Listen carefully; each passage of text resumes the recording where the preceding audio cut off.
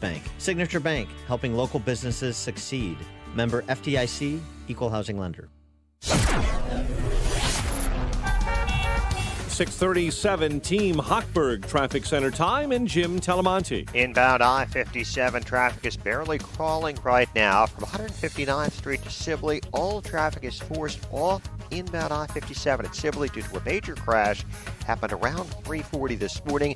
Traffic can re-enter there via the Sibley entrance ramp. It's a huge delay. You're looking at about 50 minutes from I-80 to the merge. This may take some time to clear as the investigation continues. Outbound, 16 minutes from the split to I-80 after some construction cleared this morning. On the other expressways and tollways, traffic is a little bit lighter than usual. Columbus Day being a holiday for some. On the inbound Ryan, traffic is tight from Roosevelt to the Burn Circle. It's 16 minutes from 95th to downtown. That's traffic. I'm Jim Talamonte on AM 560, The Answer. Chicago's Morning Answer continues next. Your official Chicagoland weather forecast. From our AM 560 Weather Center, breezy, not as warm, midday rain, and maybe a thunderstorm. High 68. Clearing skies, low 47 overnight. 60 at O'Hare. Your next news update is at 7. And Chicago's Morning Answer with Dan and Amy continues next on AM 560, The Answer.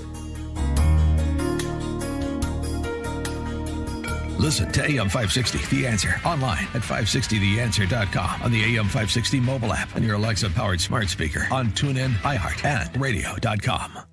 This is Chicago's Morning Answer. I appreciate your program. It's the best in the morning in Chicago. On AM 560. I just heard the most sane 60 seconds of analysis I've ever heard on this issue, so Thank you.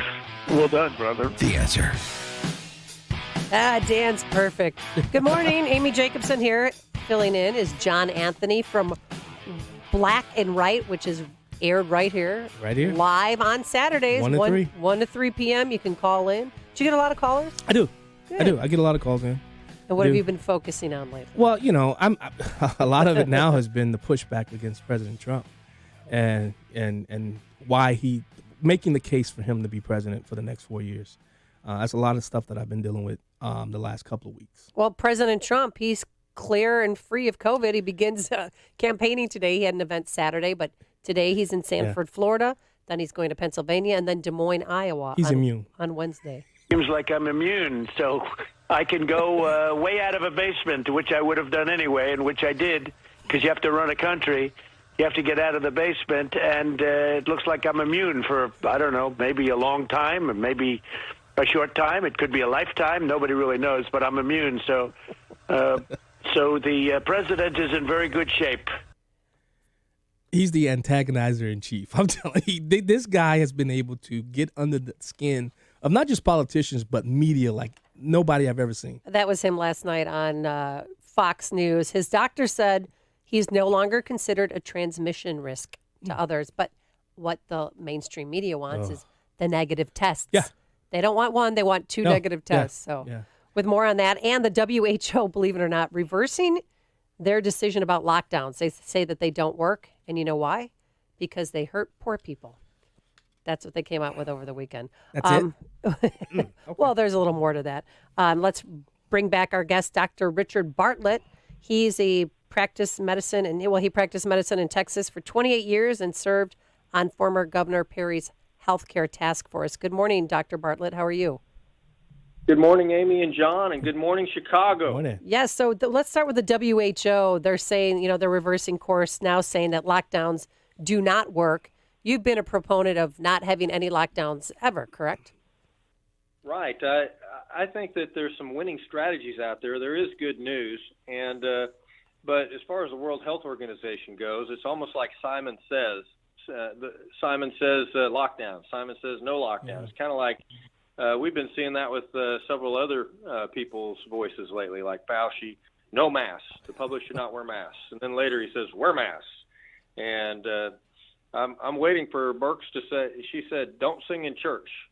I'm waiting for her to say, sing in church. We'll see what she says. But, let's talk about that, because church is just not the same without music. And I don't know why they can't put, partitions or plexiglass between them and the conductor and sing again, or do we even need that? No, we don't need that.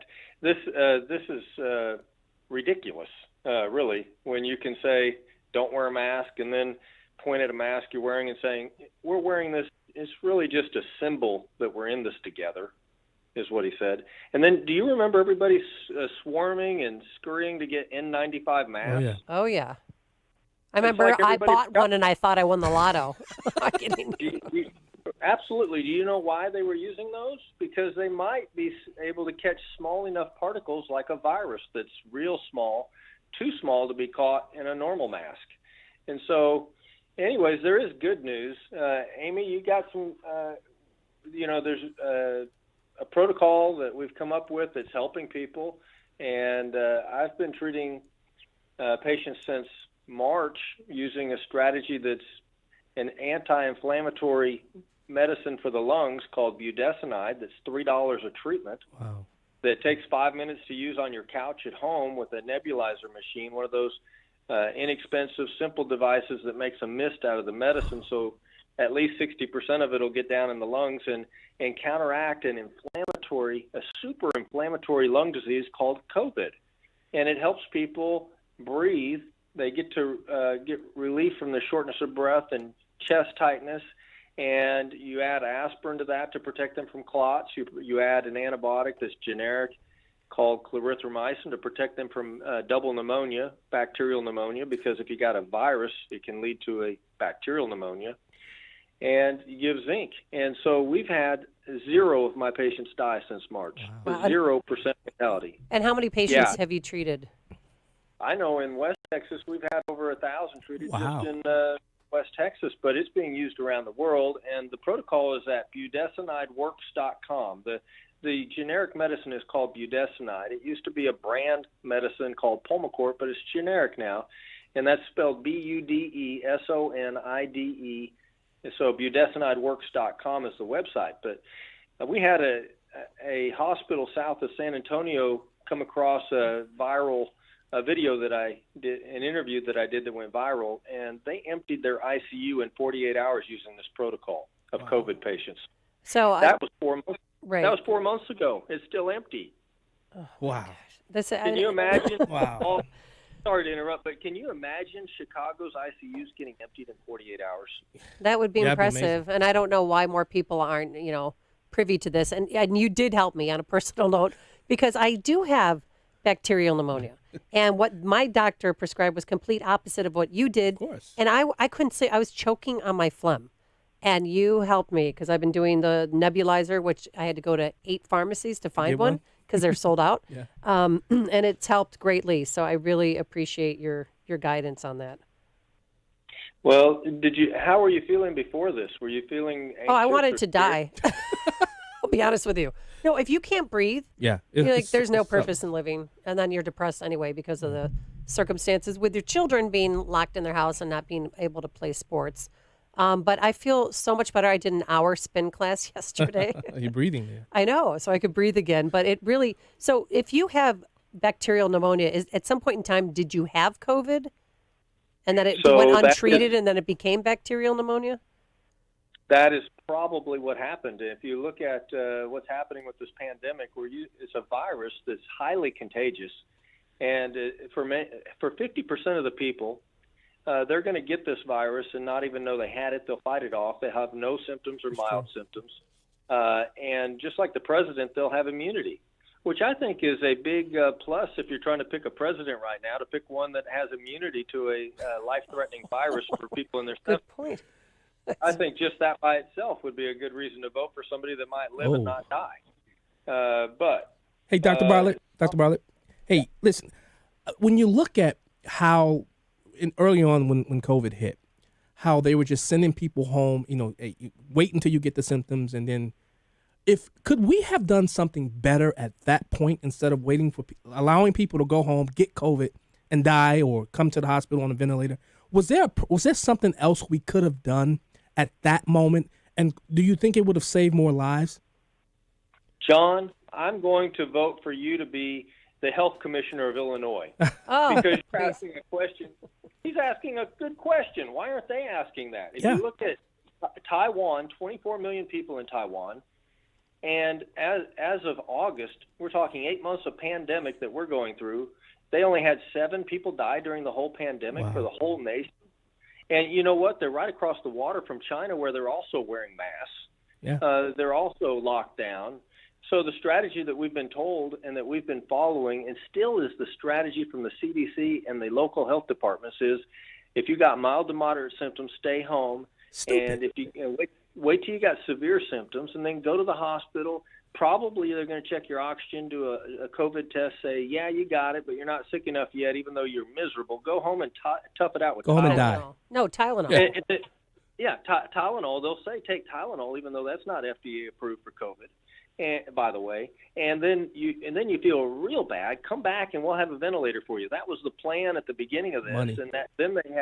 and then you had Anthony Fauci say, well, let's use this experimental medicine remdesivir against it, which has failed for some other viruses, and is not a proven cure for COVID. And they just had a study come out called the Act 1, and they're bragging that they decreased the hospitalizations on patients that survived, that got remdesivir, from 10 days on the median to from 15 days to 10 days. You get out of the hospital 5 days faster if you get remdesivir when they play with the numbers. Wow. Bottom line, they didn't see any. They even admitted in their study that they had no statistical evidence that they saved any lives, that it affected mortality. But it costs over $3,100. There it is. Guess who's reporting on it? There it is. A doctor that's a part of the NAID. Yeah. Oh, that's what Fauci's a part of. Yeah. But don't look that way, and certainly don't look at the facts. You're exactly right. How did Taiwan do that? Yeah. How are they having success? It's because they do early treatment, and they also are using, as one of their very powerful tools, an inhaled steroid with a nebulizer. Yeah. What? Hey, Dr. Bartlett, Dr. Bartlett, it's such a shame that a lot of these governors throughout this country are using this, as I would always tell people, follow the money. This is a money grab. I personally believe that you see in a lot of these strict lockdowns because they're looking for money. Well, look at Pritzker. I mean, 6 million people in Illinois have been tested. 6 million. And he's in a private trust, which, he got into before he became governor. And that private trust does the testing. Ouch. His company runs the testing. He's making money while he sleeps. That is so unethical as far as I'm concerned. That is so... Well, welcome to Illinois. Hey, it's awful. I'm going to tell you what. He may be the last one to do this, and he might do it kicking and screaming, but every state's opening. I've been meeting with governors and lieutenant governors, and once they hear the facts, it's interesting after 9 months of a pandemic that I'll tell them something, and I keep hearing, I didn't know that. Mm-hmm. And so for many of the governors, they didn't know, and so you wonder, did their advisors not tell them because the advisors didn't know, or did the advisors not want them to know? And it's time to change advisors. It's time for different leadership. Well, here in Chicago, they predicted tens of thousands of people will be hospitalized. We changed McCormick Place into a 3,000-bed hospital. 4 other hospitals that were closed, they reopened. Yeah. And they saw 38 patients, and I was told that there were patients that were put there just to show that they were using the facility. Wow. But they're listening to those same doctors. They're only listening to doctors who have the opinion that fit their narrative. Correct. And that's a problem for us. Well, on October 4th, 3 doctors, a doctor from Oxford, a doctor from Stanford, a doctor from Harvard, wrote a paper. They're infectious disease epidemiologists and public health scientists, and they wrote a paper called the Great Barrington Declaration, and that has I don't know how many hundreds of thousands of signatures today. It's like multiplying, but there was at least 7 or 8,000 doctors that signed it, and at least 7,000 public health scientists, equal to Fauci or better probably, because they're not promoting a failed strategy. After 9 months, how slow a learner do you have to be? I'm talking about slow learning. If they can't learn that, that this is a failed strategy and that there are winning strategies in Japan, 121 million people and 1,000 deaths in 9 months. Yeah. Well, I want you to know, too, because we're up against the clock here, but your treatment that you talked about with the nebulizer that you one of your associates prescribed, I ran it by my doctor at Northwestern. They said, oh, that's a great idea. Go ahead, use that and switch over. I'm like, why didn't you just prescribe that to me in the first place? But they didn't know, and that's what's just so very frustrating about this. Again, where can we get more information about this? At budesonideworks.com. That's BUDESONIDE. Works is WORKS.com. And this is an inhaled steroid. It decreases inflammation. It helps people make it through this. It turns off the faucet of the poisons, the cytokines being released from the lung tissue by the virus. Wow. And that it's the poisons, the cytokines that are killing people. It's not the virus. Right. And so this is a game changer. Is helping save lives. Thousands. I'm getting calls from around the world. Other nations and other doctors are using this for their people. Why not? I'm going to say don't re-elect and don't give any money to any elected official who is going to stick with a failed plan. Amen. At this point, that's how we vote. All right, Dr. Richard Bartlett, thank you so much. We will have you back on soon, and we appreciate it. Yeah, thank you. And he joined us on our turnkey.pro answer line. If you're talking about it, Dan and Amy are talking about it. It's Chicago's Morning Answer on AM 560. The Answer. The Lou Dobbs Financial Report is brought to you by Signature Bank, helping local businesses succeed. Visit signaturebank.bank for your commercial banking needs. I'm Lou Dobbs. Twitter making it more difficult to retweet content.